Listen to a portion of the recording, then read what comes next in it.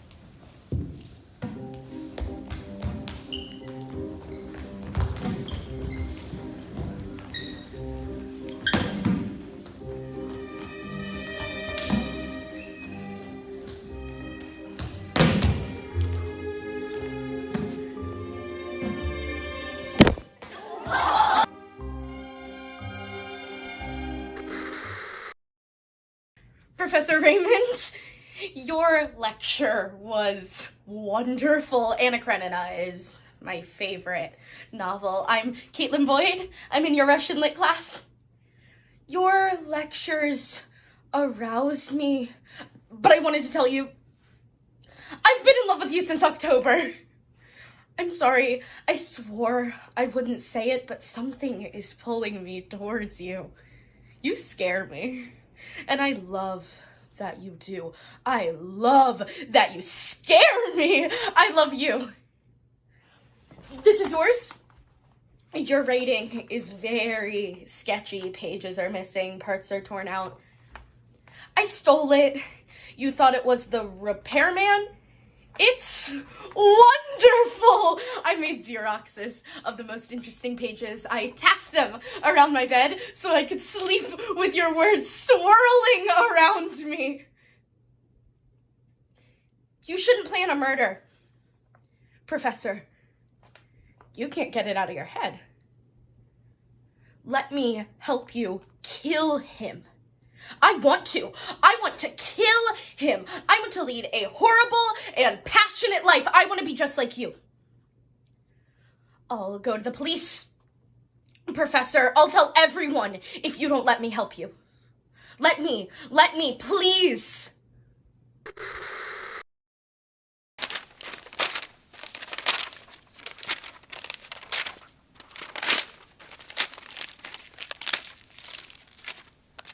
Go!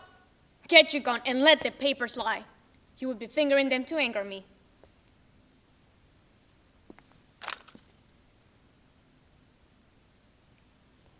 Oh, hateful hands to tear such loving words. I'll kiss each several paper for amends.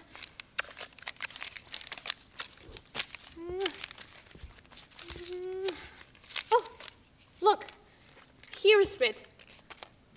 Kind Julia, unkind Julia, as in revenge for thy ingratitude, I'll throw thy name against the bruising stones, trampling contemptuously on thy disdain.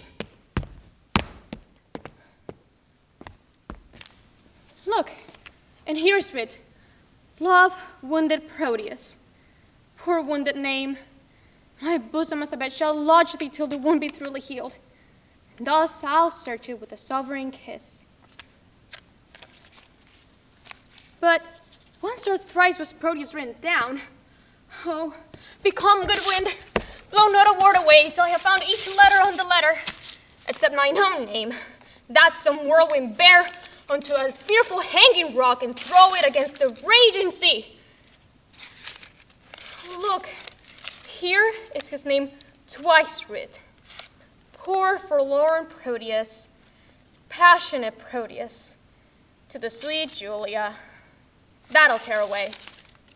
And yet I will not, sith so prettily he couples it to his complaining names. Thus I will fold them one into the other. Now, kiss, embrace, contempt, do what you will. Yeah, it's tough living in Chinatown, but it's tough living in Torrance too. It's true. I don't like being alone. You know, when Mom could finally bring me to the US, I was already 10, but I never studied my English very hard in Taiwan, so I got moved back into the 2nd grade. There were a few Chinese girls in the 4th grade, but they were all American born, so they wouldn't even talk to me. They'd just stick with themselves and compare how much clothes they all had and make fun of the way we all talked. After a while, I figured I'd have a better chance of getting in with the white kids than with them, so in junior high I started bleaching my hair and hanging out at the beach. You know, Chinese hair looks pretty lousy when you bleach it. After a while, I could tell what beach was going to be good on any given day. I could tell who was coming just by his van. But the Chinese-born Americans, it didn't matter to them. They'd just stick with themselves and giggle and go to their own dances. Until my senior year of high school. That's how long it took for me to get over this whole thing. One night, I took Dad's car. I drove on Hollywood Boulevard, all the way from downtown to Beverly Hills and then back on Sunset. And I was looking and listening the whole time with the windows down, just so I'd feel like I was part of the city. And that Friday it was, I guess, I said, I'm lonely and I don't like it. I don't like being alone. And that was all. After that, I could feel all the breeze on my face. It felt really cool. And I could hear all the radio, and the music sounded really good, you know? So I drove home. If it were done when 'tis done, then 'twere well. If the assassination could trammel up the consequence, then this blow might be the be-all and end-all here. But upon this bank and shoal of time, we jump the life to come. He's here in double trust. First, as I am his kinsman and his subject, strong both against the deed. Then, as his host, who should against his murderer shut the door, not bear the knife myself. Besides, this Duncan hath borne his faculties so meek. I have no spur to prick the sides of my intent, only vaulting ambition, which o'erleaps itself and falls on the other. How now? What news? He is almost supped. Why have you left the chamber? Hath he asked for me? Know you not he has? We will proceed no further in this business. He hath honored me of late, and I have bought golden opinions from all sorts of people, which should be worn now in their newest gloss, not cast aside so soon. Was the hope drunk when you dressed yourself? Had it slept since? And wakes it now to look so green and pale at what it once did so freely? From this time such I account thy love. Art thou afeard to be the same in thine own act and valor as thou art in desire? Which thou have, which thou esteemest the ornament of life, and live a coward in thine own esteem, letting I dare not wait upon I would like the poor cat in the adage? Prithee, peace. I dare do all that may become a man. Who dares do more is none. What beast was then that made you break this enterprise to me? When you durst do it, you were a man. And to be more than what you were, you'd be so much more the man. Nor time nor place have been it here. And yet you would make them both. They have made themselves, and that their fitness now does unmake you. I have given suck, and know how tender 'tis to love the babe that milks me. I would, while it was smiling in my face, have plucked my nipple from his boneless gums and dashed his brains out, had I so sworn as you have done to this. If we should fail, We fail! But screw your courage to the sticking place and will not fail. When Duncan is asleep, whereto the rather shall his day's hard journey soundly invite him, his two chamberlains will lie with wine and morsel so convinced that memory, the water of the brain, shall be a fume, and the receipt of reason a limbic only, when in swinish sleep their drenched natures lie as in a death. What cannot you and I perform upon the unguarded Duncan? What not put upon his spongy officers who shall bear the guilt of our great quell? bring forth men children only, for thy undaunted mettle should compose nothing but males. Will it be received when we have marked with blood those sleepy two of his own chamber, and used their very daggers that they have done it? Who dares deceive each other, as we shall make our grief sing clamor roar upon his death? I am settled, and bend up each corporal agent to this terrible feat. Away, and mock the time with fairest show. False face must hide what the false heart doth know. No, Rena. People believe what they want to believe, what they set up in their minds to believe. Now, I know what it looked like when I was gone all the time, not bringing home any money. But you could have noticed I was tired. You could have said, oh, now Darnell ain't talking too much because he tired. You could have noticed I wasn't acting like someone running the streets, coming home smelling like alcohol or perfume. If you would have thought it all the way through, you would have noticed how excited I was when I got the UPS job, how I asked you if I could take it. You would have noticed I was planning things, baby. That I wasn't sitting around drinking beer or playing cards. That I would wake up early Sunday morning just to earn a few extra dollars before the jitney station opened. But you ain't seen all that. You ain't seen the new Darnell. See you? You're going off your memory. But baby, the past is over and done with. I'm worrying about the future. I'm worrying about what comes next. Now, you ain't the only one who think about Jesse. That's why I'm trying to do us something different. That's why I'm trying to buy us a house. And yeah, maybe I should have told you about the house. Maybe I did, in fact, do it wrong. But I done it. I done it, Rena, and what do I get for it? Rena, I don't want to make no more mistakes in life. I don't want to do nothing to mess what we have up. I don't want to be growing old and be talking like, yeah, I had this old gal once, but I ain't seen her in 22 years. No, I love you. Baby, I want you. You are in my pride, and I just need you to be my joy. Because there's but one thing that I've done wrong, and that's staying that away from you too long.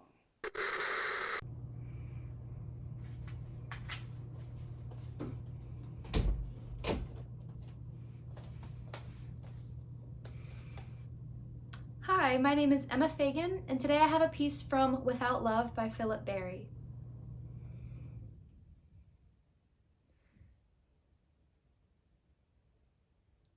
Really?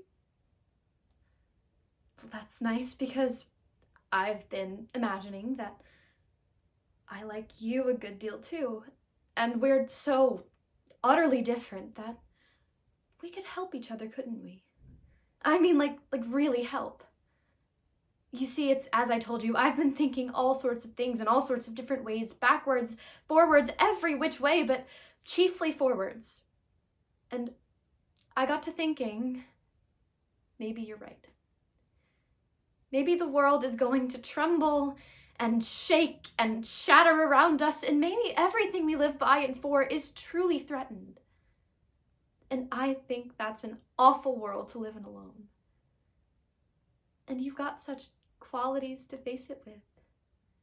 Your eye is so clear, you see so straight, and you're so quick and aware of everything, and fearless and forthright, and although I am none of those things, except maybe honest, I've got qualities to face it with too.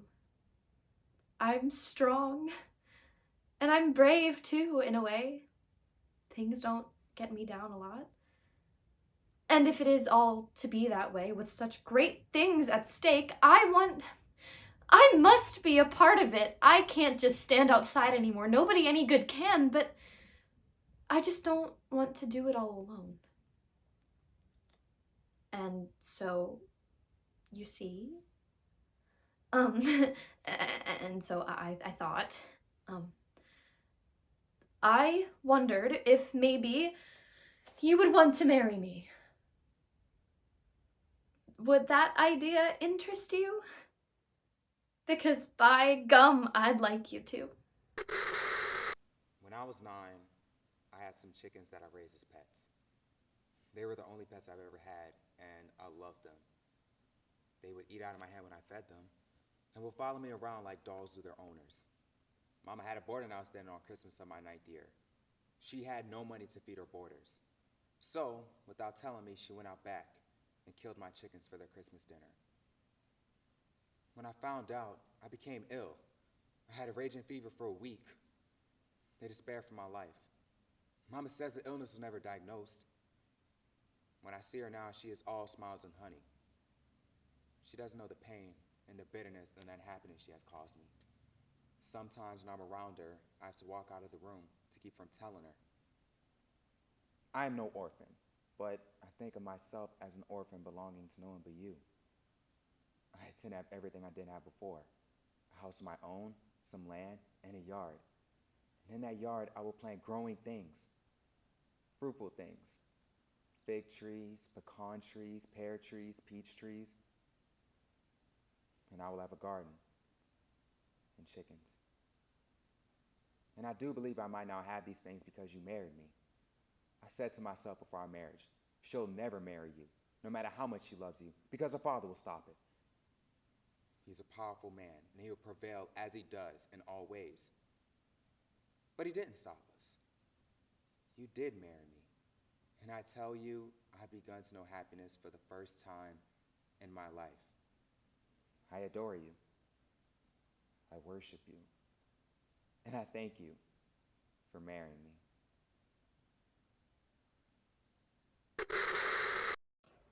Hi, my name is Empress Wilson, and I'll be doing a monologue from the movie Hidden Figures.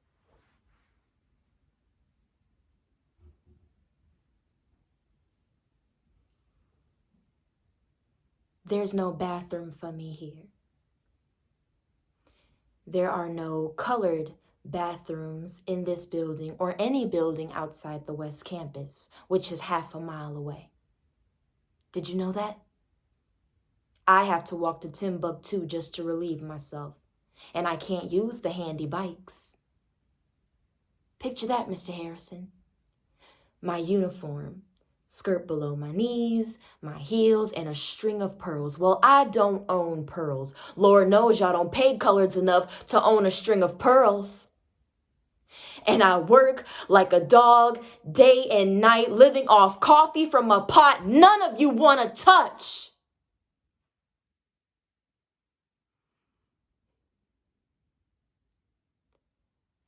So excuse me if I have to use the restroom a few times a day.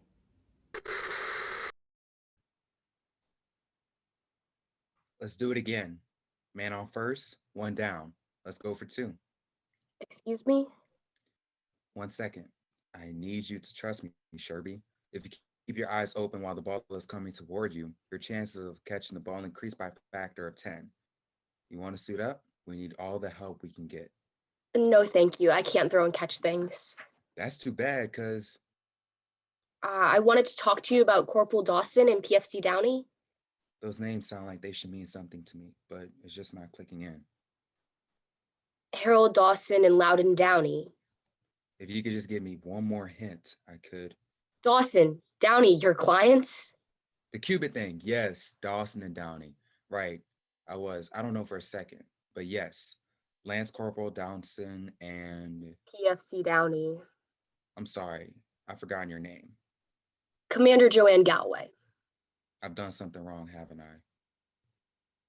Yes, I was wondering why two guys have been sitting in jail since this morning while their lawyer is out hitting a ball. We need to practice. That wasn't funny. It was a little funny. Have you read the icy one? You mean like actually read it? No, I mean like, have you read it in the abstract? No, it's on my desk, very close to the top of the pile. Lieutenant, would you feel insulted if I recommended to your supervisor that he assign different counsel? Why? I'm not sure how to say this without possibly hurting your feelings, but I don't think you're fit to handle this defense. You don't even know me. Normally it takes someone hours to discover I'm not fit to able handle a defense. Well, come on, that was damn funny. I do know you.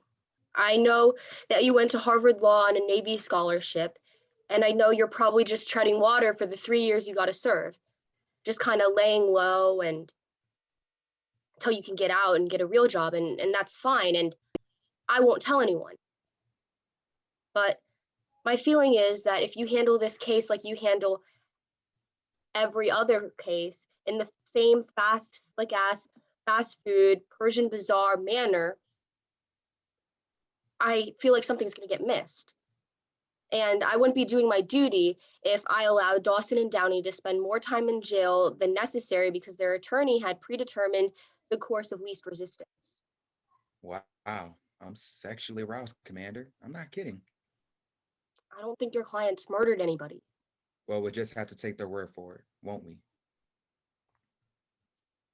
I mean, I don't think that there was any intent. What are you basing this on? Instinct. Instinct. The doctor's report says Santiago died of asphyxiation brought on by acute lactic acidosis, and the nature of the acidosis strongly suggests poisoning. I don't know what any of that means, but it sounds pretty bad. The doctor's wrong. What a relief. I was afraid I won't be able to use the liar, liar, pants on fire defense. Now, that was funny. Thank you. Look, rest assured, I'm completely on top of the situation with Dawson and Donnelly. Downey. Downey. Right. I'll be speaking to your supervisor. I understand. You go straight up Pennsylvania Avenue. It's the big white house with pillars in front. Thank you. I don't think you have much luck, though. Why? I was detailed by Jag, remember? Somebody's over there, like, under the impression that I'm a very good lawyer. So while I appreciate your interest and your enthusiasm, I think I could pretty much cover things up myself at this point. Do you know what a code red is? No. What a pity. Oh, God. What'd you make me watch West Side Story for, Annette? It was so sad. It's my favorite movie of all time. It was so beautiful. I think Natalie Wood sings so good in that movie. Yeah, she's got a good voice. And the prettiest hair. Gina, I hate my hair. You got good hair, Annette. I can see it. It's bad hair. No, you got good hair. Your hair's fine. You know what I just thought of? What have you just thought of? That movie is a lot like Romeo and Juliet. No, just think about it. Juliet's family could not stand Romeo, and the same with Maria. Her family hated Tony. I can't believe you just thought of that. You are so right, Gina. It's a ripoff. You know who that's exactly like? Who? Who we know? Who? Me and my mother and Junior. My mother cannot stand Junior. Why? Because he's not Italian. I mean, he could be the Pope or whatever, but she wouldn't care. That's so unfair. What the movie is trying to tell us, Gina, is everyone's the same on the inside. It's just like Beanie's poem. Colors. Colors. Pink, purple, yellow. It doesn't matter. Not matter. Does not matter. Period. so beautiful. I've got goosebumps. It's like you can't judge a book by its cover. You gotta read it first. You can't judge a book by its cover. I mean, how would you know what book it was? What? For instance, say I was gonna buy you a book for your sweet 16. Don't buy me a book. I want a necklace. No, just listen. I go into the store and I say I want a book for my play sister Gina, but you got to rip off the cover first. Don't show me the cover. I don't want to judge. And then I don't know what the book is. I bring it home, I wrap it, and I give it to you. And you say, "What the hell is this? You're giving me a book with no cover." I don't want a book, Annette. That's not the point, Gina. Just like Maria in that movie when she fell in love with Tony, she had no idea he was a white guy. He could dance so good she couldn't tell. No. There's one thing I didn't get, Annette, and you know when she did it with him? That's my favorite part. Did she know Tony had just stabbed and killed her brother? Yes, Gina, remember? He comes into the bedroom window and he says, "Sorry, I killed your brother." And then she does it with him like twice. It's so beautiful. And they didn't even let it affect their relationship. Speaking of true love, I forgot to tell you that Junior is coming over. Him, Jewelry, and Eddie, they're not coming over until way later. They're going to Rico Barbini's cousin's house. Teeny Barbini? And then he's like a drug dealer. No, it's a barbecue. Anyway, he'll be here around 7 or 7:30 or 8 or 8:30 or whatever. Junior bothers to come at all. He'll come. He's so mean to you, Annette. Blah. Besides, the fact he thinks that he is God's gift to the Bureau, which he is not. Anyway, you want to spend the night tonight? Okay, you just gotta ask your mother. Ma, could Gina spend the night tonight? I know it's a school night. God. What, does she think you're a moron or something? I guess so. What do you want? To eat dinner here? What are you having? Shells and sauce? Okay. Okay, thanks, Ma. She says yes. All right. I hope she doesn't make you and Eddie leave early like last time. Well, you better not sneak out again like last time and leave me here alone. I thought I was supposed to be your best friend. Gina, of course I'm your best friend. I would do anything for you. Like Anita and Maria. But I would never do what Anita did to Maria. Ever. What'd she do? Don't you remember, Gina? The part where Maria asked Anita to give a really important message to Tony to meet her, and Anita was pissed off. I forget why. And then she tells Tony to tell Tony that Maria is dead, but she isn't dead. She's like down the street doing laundry or something. Annette, number one, they lifted her skirt and called her tramp. Number two, they killed her boyfriend, and that's why she was pissed off. I hear what you are telling me, but she was Maria's best friend. I mean, what if that was you and me? Like where Maria and Anita, I want to be Anita. Okay, now I come to you as my best friend. I ask you to give a really important message to Junior from me. And it's like, meet me at Tower Records across from the Burger King. But first he has to do something to piss you off. Oh, that should be easy. No, Gina, play right. Okay, like what? Like anything. Like say he goes into your house and your mother's cooking dinner. What's she cooking? Shells and sauce, doesn't matter. It's Wednesday and he says your mother's cooking and your mother's cooking smells. Would you still tell him for me? Yeah, my mother's cooking smells. You don't fall Junior. Okay, well, what if he did something worse? Like he goes into your house, he cuts your little sister's legs off. Would you still tell him? Well, I would be pissed he cut my sister's legs off, but I would still tell him for you. I mean, nobody's been killed here. You understand what I'm telling you? Gina, pretend, okay? Say he goes into your house. He like slaughters your entire family, blood everywhere. But I beg you, I say Gina as my best friend and I'm crying and I have a shawl on my head or something. Gina, the cops are after us and I'm so sorry. Don't go into your house. It's a mess. But please tell Junior to meet us at the Burger King, por favor, and everything. What does por favor mean again? It's like my friend. Please, Gina, you are my best, por favor. Please tell Junior to meet me at the Burger King. Would you do it? Okay. Granted, my entire family is dead on the floor, and my sister's running around with no legs, but my boyfriend is still alive, and that was the whole point of the movie, so it's totally different here. I would do it for you no matter what. You would not. Besides, why would you want to go around with a guy who cuts off little girls' legs and kills whole families? That's not the point, Gina. You love them no matter what. It's part of being a womanhood. It's like Maria does not want Tony to kill her brother, and she doesn't want Junior, and I don't want Junior to cut off your little sister's legs or be mean or mess around with other girls. But he does. I know. I know he does. You know he does too. What? Did Eddie tell you something? What? About Tita Antonelli? What? I know he was with her, Gina. Listen, I just know they were at the party. I didn't know they did it. All right, I just have this feeling that they did. You do? And, you know, I'm not sure if I know what they did, but I'm not sure if he did. What do I do? You know what I would do? What would you do? Ask me what I would do if I knew that they did as my best friend. As your best friend, what would you do? I wouldn't break up with him because I love him. I would, but first I would kill him, and then I would kill Tina Antonini, and I would break up with him. Gina, I'm telling you, what's coming from my heart here, you know? Gina, I wish I could make Junior love me as much as I love him, you know? And I know that, Gina, if I had better skin or prettier hair, he would love me back. It does not matter what you look like. You are losing yourself in him, Annette. You're right, Gina. I'm losing myself in him. I can't believe you thought of that, you know? Sometimes I look in the mirror and I think, where is Annette? Where is she? But I just can't get myself back.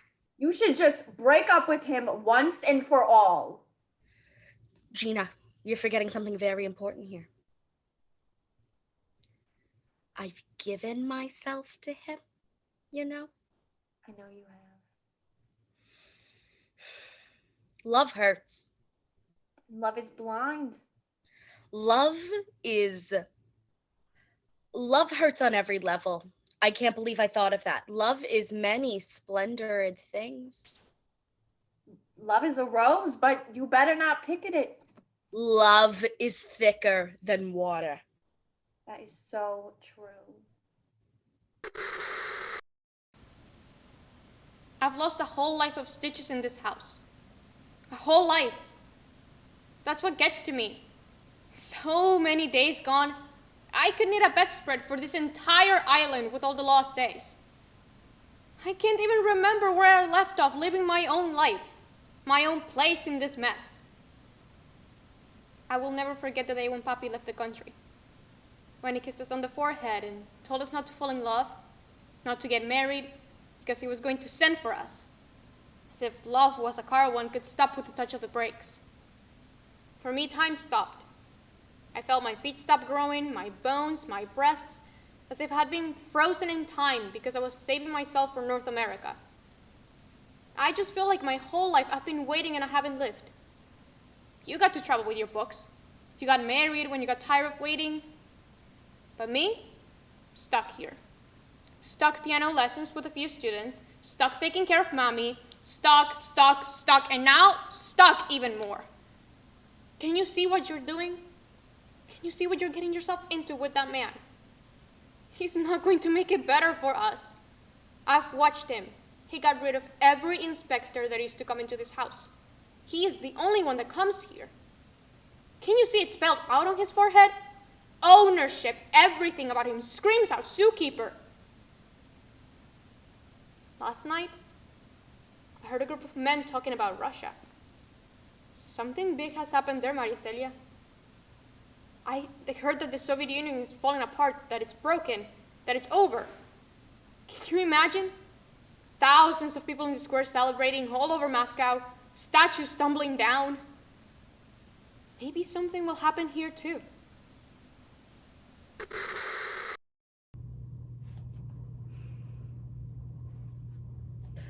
Gentle Lucetta, fit me with such weeds to suit a journey to my loving Proteus. Oh, know'st thou not his looks are my soul's food? Pity the dearth that I have pined in by longing for that food so long a time.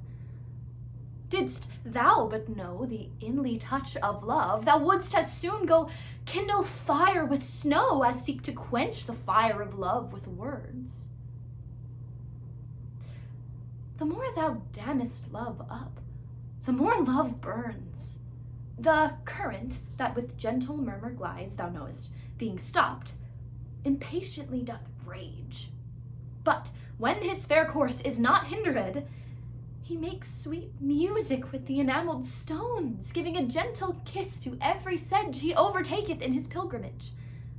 And so, by many winding nooks, he strays with willing sport to the wild ocean. Then let me go, and hinder not my course. I'll be as patient as a gentle stream, and make a pastime of each weary step, till the last step have brought me to my love. And if I listened, what would happen? What you think gonna happen if I listen? You want me to stay here, getting older, getting sicker, hating you? You think I wanna hate you, Mama?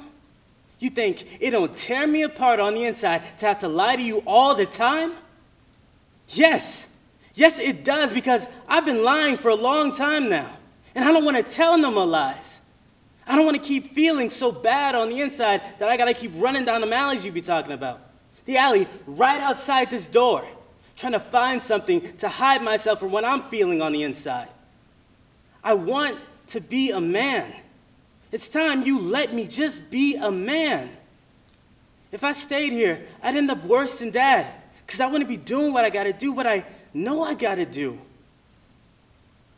I've seen your life, and now I've seen Dad, and I love you. I love you both more than anything in the world, but I've got work to do.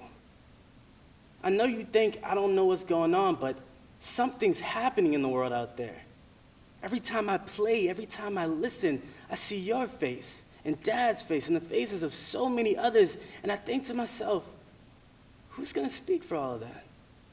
Who's going to speak for all of us, Mama?